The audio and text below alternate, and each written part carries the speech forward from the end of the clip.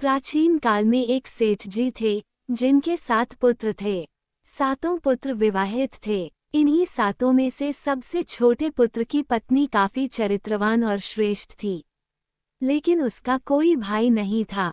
एक दिन सेठ जी की सबसे बड़ी बहू ने घर लीपने के लिए पीली मिट्टी लाने को सभी बहुओं को साथ चलने के लिए कहा, तो सभी बहुएं धलिया और खुरपी लेकर मिट्टी खोदने लगीं।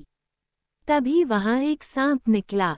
जैसे ही बड़ी बहू ने देखा तो उसे खुरपी से मारने की कोशिश करने लगी। ऐसे में छोटी बहू ने तुरंत उसे सांप मारने से रोका। ऐसे में बड़ी बहू ने सांप को नहीं मारा। ऐसे में सांप उस स्थान से हटकर एक ओर जाकर बैठ गया। फिर छोटी बहू ने सांप से कहा, मैं अभी लौटकर आती हूँ, तुम यहाँ से कहीं मत जाना।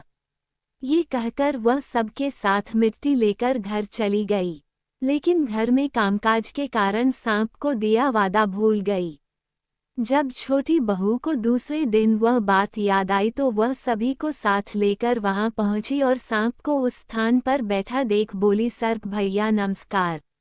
सांप ने कहा, तू भैया कह चुकी है, इसलिए तुझे माफ कर देता हूँ, नहीं तो झूठी बात कहने के कारण तुझे डस लेता। वह बोली, भैया मुझसे भूल हो गई, क्षमा मांगती हूँ। सांप बोला, अच्छा, तू आज से मेरी बहन हुई और मैं तेरा भाई, तुझे जो मांगना हो मांग ले।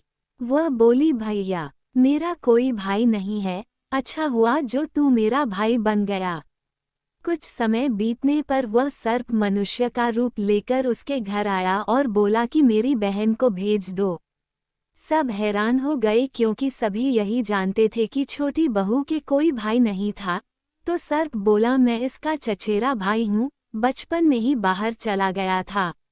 ऐसा सुनकर घर के लोगों ने छोटी बहू को उसके साथ भेज दिया।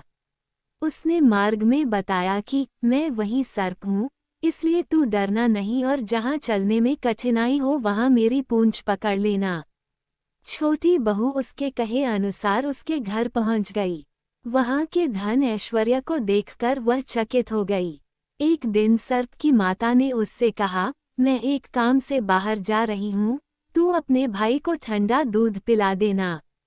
लेकिन छोटी बहू को ये बात ध्यान नहीं रही और उसने गलती से सर्प को गर्म दूध पिला दिया, जिसमें उसका मुख बुरी तरह से जल गया। ये देखकर सर्प की माता बहुत क्रोधित हुई, परंतु सर्प के समझाने पर शांत हो गई। तब सर्प ने कहा कि बहन को अब उसके घर भेज देना चाहिए। तब सर्प और उसके पिता ने उसे